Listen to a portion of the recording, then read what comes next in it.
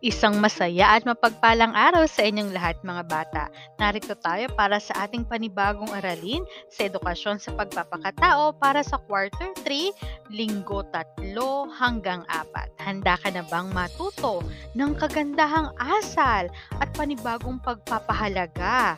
Ngayon, ang ating tatalakayin ay pagpapahalaga, pananagutan at pangangalaga sa ating kapaligiran. Ngayon naman ay ating bibigyang halaga ang ating kapaligiran kung saan tayo naninirahan. Tara, simulan na natin ang ating pag-aaral. Ang ating layunin sa araw na ito ay, sa araling ito ay inaasahang makagagamit ka ng may pagpapahalaga at pananagutan sa kabuhayan at pinagkukunang yaman. Inaasahan ring makapagpapakita ka ng tapat na pagsunod sa mga batas pambansa at pandaigdigan tungkol sa pangangalaga sa kapaligiran. Alam naman natin na sa panahon ngayon, nararapat na natin na ating pangalagaan ang ating kapaligiran dahil kapag ito ay nasira, wala na tayong mapupuntahang ibang lugar upang tirhan o pamuhayan. Tandaan natin na ang ating kapaligiran ay kasing halaga ng ating buhay dahil kung wala tayong maayos, malinis na kapaligiran ay magdudulot din ito ng pagkakasakit sa ating katawan. Tandaan natin, di ba laging sinasabi kung ano ang ginawa natin sa ating kapaligiran, may balik itong hindi maganda. Lalo na kung tayo ay nagpabaya at nilapastangan natin ang ating kapaligiran o ang ating kalikasan. Ano nga ba ang kalikasan? Ang kalikasan ay tumutukoy sa lahat ng nakapaligid sa atin. Ang tao at kalikasan ay magkaugnay. Ang kalikasan ang nagkakaloob sa tao ng kanyang pangangailangan para mabuhay. Tama nga naman, di ba? Sa kalikasan tayo umaasa ng ating makakain. Nung unang panahon, wala pang teknolohiya sa mundo. Nabubuhay ang tao dahil sa mga pagkaing ibinibigay ng kalikasan, mga bunga ng prutas, mga gulay, malinis na tubig mula sa batis at ilog. Ito ay pinagkukunan natin talaga ng ating pangunahing pangangailangan. Ang tao naman ang nangangalaga sa kalikasan upang mapanatili nito. Kaya nga kung tayo ay magpapabaya at hahayaan nating masira unti-unti ang ating kalikasan, sa huli tayo rin ang mahihirapan. Tayo ay tagapangalaga ng kalikasan at hindi tagasira nito. Kailangan nating mapanatiling maayos ang ating kalikasan o pangalagaan natin ang ating kalikasan. Dahil nga, katulad ng sinabi natin kanina, kapag hindi natin ito inalagaan, sa huli, tayo ang magsasakripisyo sa ginawa nating kapabayaan. At upang maisakatuparan ang pangangalaga sa kalikasan, ang ating pamahalaan, maging ang buong mundo, ay may mga ipinatutupad na batas. Kung kaya't bilang mamamayan, kailangan nating suportahan at sundin ang mga batas na ginawa para mapangalagaan ang ating inang kalikasan. At bilang pagsuporta nga ng pamahalaan sa pangangalaga at pagpoprotekta sa ating kalikasan, may iba't ibang mga batas na isinagawa upang mapangalagaan ang ating kalikasan. So tingnan natin ang ilan sa mga ito. Una, ang Republic Act No. 9003 o Ecological Solid Waste Management Act of 2000. Layunin nito na maibahagi sa bawat isang mamamayan ang tamang paraan ng pangungulekta at pagbubukod-bukod ng mga basura sa bawat barangay. Kaya nga hindi ba ipinapaalala na sa atin na laging ihiwalay natin ang ating mga basura, ang tamang segregasyon mula sa nabubulok at sa hindi nabubulok. Gayon din yung lalo na ngayon dahil nagkaroon tayo ng pandemya, kailangang ihiwalay na rin natin yung pagtatapon natin ng ating mga face mask. Kailangan ito ay may nakahiwalay na basurahan o yung mga nakakahawa, hindi ba? 'Di ba? Kapag nakabisita tayo sa ospital, 3 yung basurahan nila. Isa para sa nabubulok, isa para sa hindi nabubulok, at isa para sa mga infectious naman, yung mga maaring makahawang mga basura gaya ng mga hiringgilya, mga face mask, mga bulak, mga gloves, at iba pa. At ito yung ipinapaalala sa atin na lalo na sa ating barangay. So simulan natin yung paghihiwa-hiwalay o tamang segregasyon ng basura sa ating palang mga tahanan, dahil ang mga basurang nabubulok maaari ang gamitin, no, bilang pataba sa lupa. Kaya may mga barangay na nangungulekta nito, at may mga barangay naman o mga syudad na nagsasagawa ng mga paraffol, no? Lalo na yung mga maari pang gamitin o yung mga recyclable natin na mga basura, mga plastic, mga bote. So ginagawa nila ng paraan yan upang mabawasan yung ating mga basura, at yung mga basurang maaring magamit pa ay ginagawa nilang kapaki-pakinabang huli. So yan ang Republic Act number 9003 o yung batas natin ukol sa basura o yung Ecological Solid o Waste Management Act of 2000. Narito naman ang isa pang mahalagang batas pangkalikasan, ang RA 9275 o Republic Act number 9275 o mas kilala natin bilang sa Philippine Clean Water Act. Ang batas na ito ay kumikilala sa kalinisan ng tubig para sa mamamayan. No, kaya ganun na lamang ang pagbabawal sa pagtatapon ng basura sa mga ilog, sa dagat, dahil nakokontamina ang tubig, no?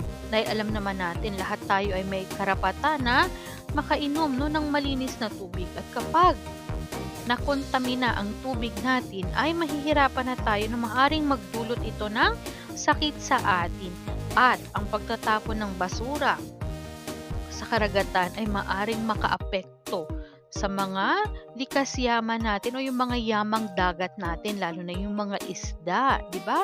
Ang dami nating nakikita na may mga yamang dagat tayo na namamatay, at kapag tiningnan, sila ay nakakakain ng mga basura o mga kemikal, no, na ating natatapon sa ating mga katubigan. So ito naman ay yung batas na nangangalaga para sa malinis na tubig o yung Philippine Clean Water Act.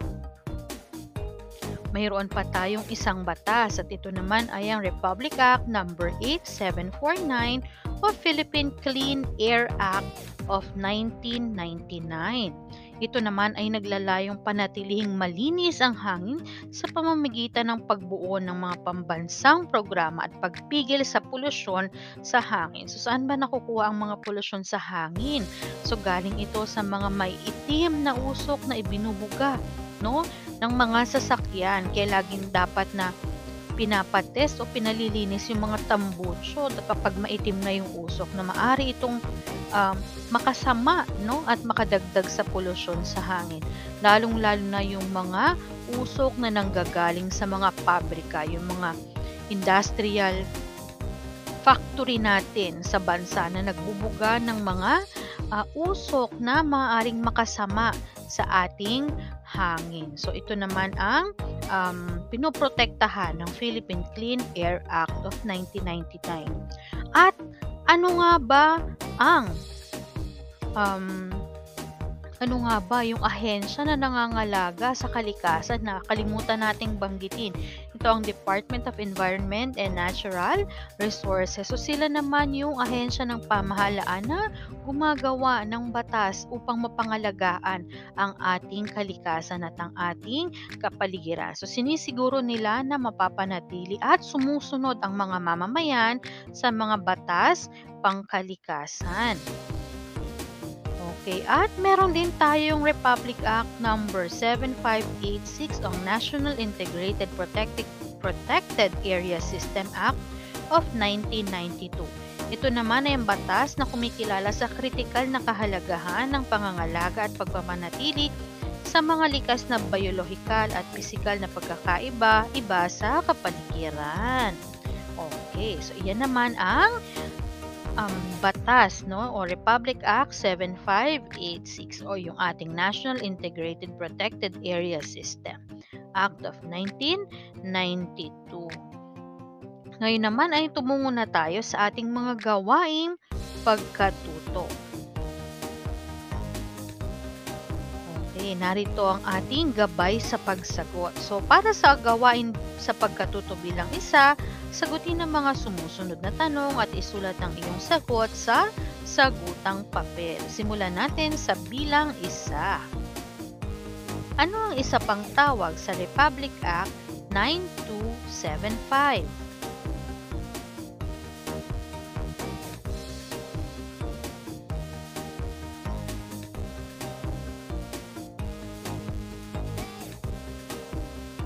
Para naman sa bilang dalawa, sino ang inatasan ng batas na magsagawa ng mga pulisiya at programa tungkol sa kapaligiran?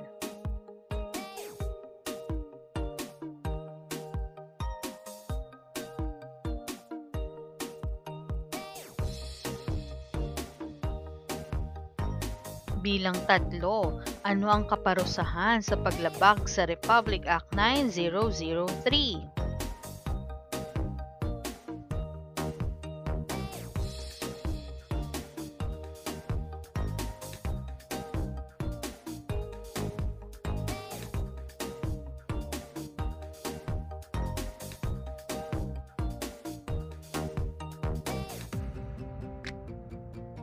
Bilang apat, bakit mahalaga ang pagsunod sa mga batas na itinakda ng ating pamahalaan?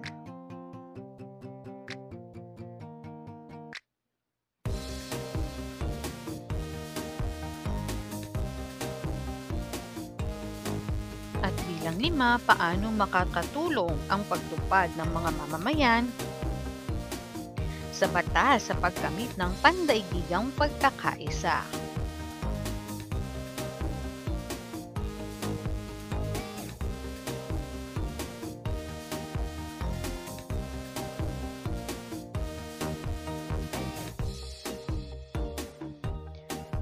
Narito naman ang gawain sa pagkatuto bilang dalawa. Sa iyong sagutang papel, lagyan ng check ang patlang kung ang pahayag ay nagpapakita ng pagpapahalaga at pangangalaga sa kalikasan at X naman kung hindi.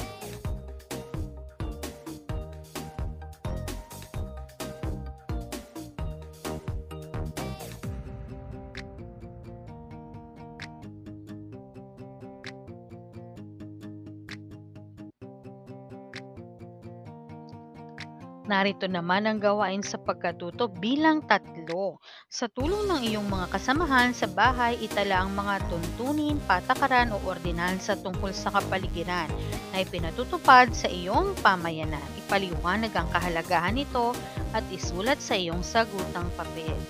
Narito ang halimbawa ng isang ordinansa sa aming barangay. Maari ring magdagdag pa ng ibang ordinansa na maaaring ipinatutupad naman sa inyo ring mga barangay.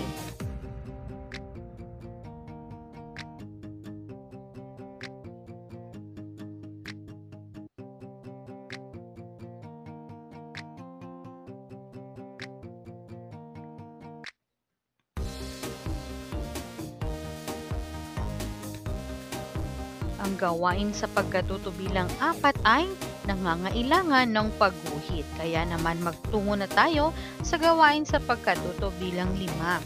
Magtala ng mga gawain na kayang-kayang gawin ng isang batang tulad mo na nasa ika-6 na baitang na nagpapakita ng tapat na pagsunod sa mga batas pambansa at pandaigdigan tungkol sa pangangalaga sa kapaligiran. Isulat din ang mga kabutihang maaring maidulot ng mga gawain ito sa ating bansa sa oras na maisakatuparan mo ang mga ito. Itala ang mga gawain ito sa angkop na kolum.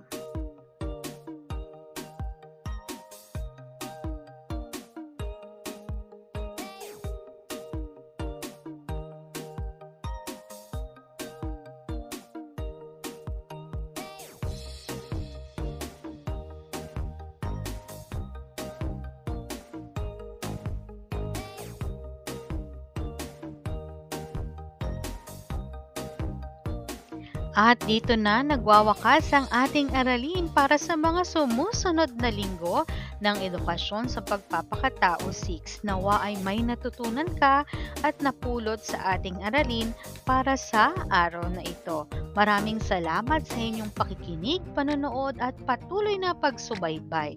Maraming salamat. Ako si Teacher Aisa at magkita-kita tayong muli sa susunod nating aralin sa edukasyon sa pagpapakatao 6. Paalam!